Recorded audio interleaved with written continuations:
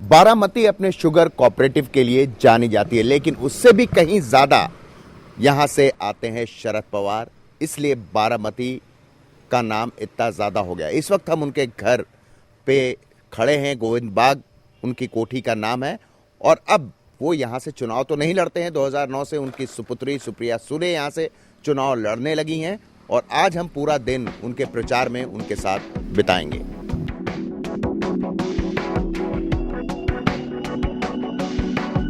अमूमन हमने देखा है कि नेताओं को प्रचार के दौरान सुबह घर पे नाश्ता करते हैं, उसके बाद निकलते हैं, लेकिन सुप्रिया सुले के साथ हमने ये देखा कि वो घर से बिना नाश्ता किए ही निकलती हैं और गाड़ी में ही कोशिश करती हैं कि कुछ ना कुछ खा लें।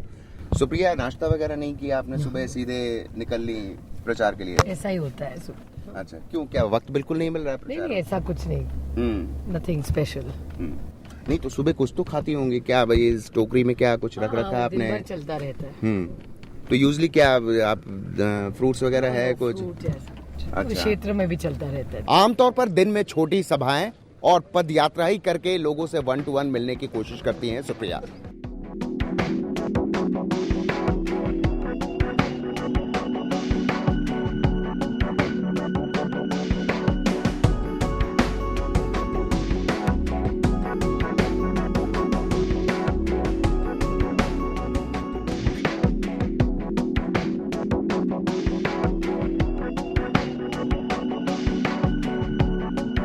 प्रचार के दौरान खाने का भी समय निकालना पड़ता है। हालांकि सुप्रिया सुले ने सुबह सुबह बताया कि वो नाश्ता नहीं करती हैं, वो आपने देखा। पंखा बंद कर। सुप्रिया जी, सुबह आपने नाश्ता नहीं किया गाड़ी में, तो अब ये खाने का वक्त निकाला, क्या खा रही हैं ये? क्या रोटी सब्जी दाल चावल व्हाटएवर इज अवेलेबल।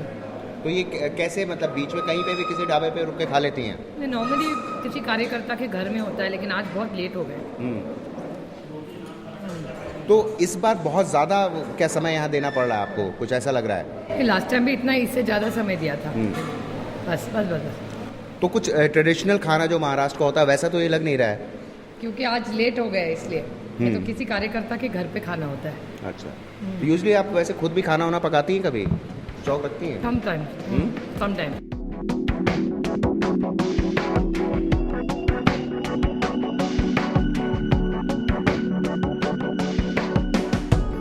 सुबह से लगातार प्रचार, बीच में वक्त निकाल के भोजन करना, और अब हमारे साथ हैं सुप्रिया सुले जो कि बात करेंगी, सीधे तौर पे हमारे सारे तीखे सवालों के जवाब भी देंगी।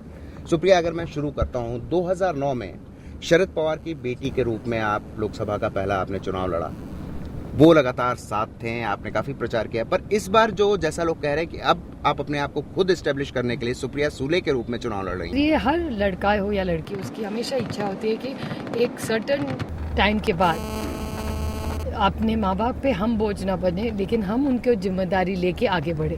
तो मेरी हमेशा कोशिश रही है कि हमारी तो बड़ी जॉइंट फैमिली है, हम मिलजुल के सब रहते हैं, लेकिन मेरी खुद की कोशिश रही है कि मेरे भाई और मेरे पिता का आशीर्वाद है, ये मेरा भाग्य है इस उम्र तक कि दोनों का आशीर्वाद है मेरे साथ, पार्टी का भी आशीर्वाद है, और आगे मेरी कोशिश रहेगी कि मैं खुद अपने बल्ले पे कुछ अच्छा काम मेरे क्षेत्र के लिए करूं। बारामती का मॉडल की बात होती थी कि बारामती का मॉडल होना चाहिए, पर एकदम से गुजरात मॉडल सामने आया। आपको नहीं लगता कि कहीं ना कहीं कुछ कमी रही कि बारामती मॉडल को, जिस तरह से गुजरात मॉडल को मोदी ने इतना ज्यादा मार्केटिंग की, आप लोग नहीं कर पाए? नहीं, हम लोग मार्केटिंग में विश्वास ही नहीं करते। काम जिनके लिए किया है उनके लिए, उनको मालूम है, बस हमारे लिए उतना ही काफ़ी है। महाराष्ट्र और गुजरात बहुत आगे रहे हमेशा, तो कोई भी आके आज एक दिन इतने साल का क्रेडिट ले जाए तो मेरे ख्याल से थोड़ा इनजस्टिस है। अब अगर आपकी पार्टी की बात करें, पार्टी को हमेशा एक शक की निगाह से देखा जाता है। आपने स्टेटमेंट दिया, पवार साहब ने स्टेटमेंट दिया, प्रफुल्ल जी ने भी स्टेटमेंट दिया, मोदी को क्लीन चिट के बारे में आप लोगों का, कभी मोदी को आप क्लीन चिट देते हैं, फिर जो है मोदी के लिए आप एकदम से बहुत ज्यादा आक्रामक हो जाते हैं। क्या है असली मुद्दा? क्योंकि कई लोग कहते हैं कि हो सकता है कि पवार साहब जो कहते हैं वो ऐसा होता नहीं, वो एनडीए में भी जा सकते हैं। आप मुख्यमंत्री है, इतना बड़ा दंगा फसाद आपके यहाँ हुआ है, तो अगर गलती एडमिनिस्ट्रेशन में हुई है तो मेरे ख्याल से वो बड़ापन होता है। अगर ये हो गया है, मेरे टाइम में हुआ है और ये नहीं होगा, इसीलिए मैं कोशिश करने, इतनी छोटी सी बात है एक्चुअली बोलने में, लेकिन वो हमेशा थोड़े अग्रेसिव रहते हैं। आप लोगों ने तो उनकी तरफदारी की थी उस वक्त? तरफदारी ऐसे नहीं की। देखिए, आप कोई भी सीएम हो, अगर उससे कुछ गलती या एडमिनिस्ट्रेटिव इश्यू हुए उसे ने तो ओन अप करना चाहिए। लेकिन अभी जुडिशरी पे भी हमको विश्वास है, अगर जुडिशरी ने उनको क्लीन चिट दी तो हम कौन होते हैं। तो आप मानती हैं कि वो पाक साफ हैं? मेरे ख्याल से पाक साफ वैसे दुनिया में कोई नहीं है, आप भी नहीं है, मैं भी नहीं हूँ। दूसरी बात आपने कहा हमारी एनडीए में जाने की, आप जब भी देखिए 10 साल में एक ही संगठन में हम 10 साल रहे कांग्रेस के साथ। कांग्रेस के अच्छे और बुरे वक्त में भी कोई संगठन उनके साथ हर पॉलिसी मेकिंग में रहा है, वो एनसीपी रहा है। और उनके साथ 10 साल केंद्र में और 15 साल महाराष्ट्र में हमने साथ में अच्छा काम किया है। लेकिन हमेशा हमारी तरफ ऐसे क्यों देखा जाता है पता नहीं। कई दफ़ा पवार साहब के जिस तरह के स्टेटमेंट आते हैं तो उससे इस बात का बल मिलता है। लोग कहते हैं क्योंकि शिवसेना से भी बात हो जाती है, फिर एकदम से सामना में उद्धव ठाकरे कुछ इस तरह का बयान देते हैं कि वो एनडीए में आना चाहते हैं, और फिर मोदी से मुलाकात की बात आती है सामने। पहले पवार साहब मना करते हैं कि नहीं मेरी कोई मुलाकात नहीं हुई, फिर बाद में कहते हैं कि हाँ मुलाकात हुई थी। मेरे ख्याल से हर मुख्यमंत्री से हर केंद्रीय मंत्री को मिलना पड़ता है, प्राइवेट मीटिंग्स। और आप ठाकरे फैमिली के बारे में जो कह रहे हैं, एक तो उद्धव जी रोज ही हमारे फैमिली के बारे में कुछ ना कुछ कहते, तो मैं अभी ध्यान भी नहीं देती क्या कहते हैं। और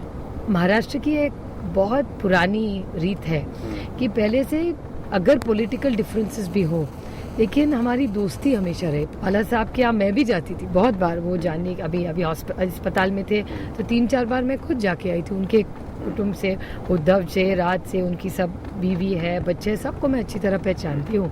और मेरी तरफ से उस फैमिली के लिए हमेशा प्यार ही रहेगा मन में। पॉलिटिकल डिफरेंसेस हो सकते हैं हमारे, उसमें कोई है, लेकिन पर्सनल इमोशनल अटैचमेंट हमेशा रहेगी। क्योंकि मुझे एक पता है कि हमारे बुरे और वक्त के प्राइवेट लाइफ में बाला साहब ठाकरे हमेशा हमारे साथ रहे। इधर पवार साहब के स्टेटमेंट जो हैं बहुत एग्रेसिव होते जा रहे हैं। मोदी साहब को उन्होंने कहा कि उनको तो असाइलम में भेज देना चाहिए, इस तरह की चीज़ें, मतलब और ये इलेक्शन कमीशन में भी शिकायत हो गई जब उन्होंने कहा, हालांकि बाद में उन्होंने कहा कि मैंने मजाक में कहा था कि 2-2 बार जाके वोट डालो। ऐसा क्या हो गया? बिल्कुल तब्दीली हो गई है, उनके बहुत ज़्यादा एग्रेसिव हो गए इलेक्शन में। सभी आप सबकी भाषा अभी आप देखिए, सारे लीडर इलेक्शन के टाइम में थोड़ी हवा गर्म होती है तो उसमें सब हो जाता है। इलेक्शन जब खत्म हो जाएगा फिर से सब शांत हो जाएंगे। अच्छा, परिवार को लेके तमाम तरह की अटकलें मीडिया में आती रहती हैं कि आप में, और आपने कहा कि हमारा एकजुट परिवार है, अजीत दादा पवार में बनती नहीं है। मेरे ख्याल से मैं और मेरे भाई में एम्बिशंस हमारे दोनों है कि अच्छा काम करना चाहते, कुछ ना कुछ करके दिखाना चाहते, लेकिन हमारा प्यार, हमारे एम्बिशंस सत्ता और लाल बत्ती की गाड़ी के बहुत ज़्यादा आगे है। तो मेरे ख्याल से हमारा रिश्ता कभी भी इसमें नहीं आएगा। It's not about power, it's about love. तो केवल अटकलें हैं, कहा जाता है कि वो बहुत एरोगेंट हैं, बहुत, और जिस तरह के बयान भी उनके आए हैं उससे भी जाहिर होता है। उनका जो गवर्नेंस पे उनका जो कंट्रोल है वो मेरे ख्याल से महाराष्ट्र में ऐसा कोई भी नेता आज जो काम करता नहीं है। जितना एडमिनिस्ट्रेशन, गवर्नेंस और पॉलिटिक्स, तीनों का सबसे बढ़िया कॉम्बिनेशन आज अजीत पवार है। राजनीतिक उत्तराधिकारी कौन होगा पवार साहब का? आप नेशनल लेवल पे आप एमपी हैं, वो डिप्टी सीएम रहे हैं, कौन हो सकता है? शरद पवार का उत्तराधिकारी कौन, ये पब्लिक लाइफ का वक्त ही बताएगा। यूपीए 3 बनता आपको कहीं से नजर आ रहा है? यूपीए 3 बने तो अच्छा ही है, क्योंकि यूपीए 3 ही इस देश को एक स्थिर सरकार दे सकता है, जो हम 10 साल से देते आए हैं। और मेरे ख्याल से मीडिया में अगर देखें तो काफ़ी न्यूज़ आइटम्स उछल रही है हमारे बारे में, बहुत कुछ अच्छा नहीं हमारे संगठन के बारे में कहा जा रहा है। लेकिन वैसे जब हम जंग जीतने के लिए जाते हैं और अगर कोई भी कुछ उल्टा सुल्टा कहे तो उससे मैं अच्छा फीडबैक समझती हूँ। बच्चों को समय दे पाती हैं, हस्बैंड को समय दे पाती हैं? आप कोई दिखा नहीं घर में भी, सदानंद जी भी नहीं नजर आए। बच्चे जाहिर सी बात है स्कूल खुले होंगे तो स्कूल में पढ़ रहे होंगे। फैमिली तो सारी मुंबई में है। अभी वीकेंड के लिए संडे मंडे को छुट्टी है तो तीनों हस्बैंड बच्चे सब आएंगे कैंपेन में 2 दिन के लिए। लेकिन मेरी लड़की अभी 10वीं साल में गई, 10th स्टैंडर्ड में गई है, अभी उसके वो सारे क्लासेस और वो सब चक्कर चालू हो गया है। लेकिन मेरे family life is completely affected, completely. मैं 10-12 दिन से घर भी नहीं गई। तो कैंपेन में आ रहे हैं क्या? बच्चे भी जाते हैं कैंपेन में आपके साथ, भाषण वगैरह दे रहे हैं? नहीं, बच्चे कुछ नहीं कर रहे, बच्चे ऐसे ही देखने मजा करने आएंगे। सदानंद जी भी नहीं जाते हैं आपके साथ कैंपेन में? नहीं, उनको पॉलिटिक्स को इतना प्यार नहीं, लेकिन वो 1 दिन के लिए आएंगे।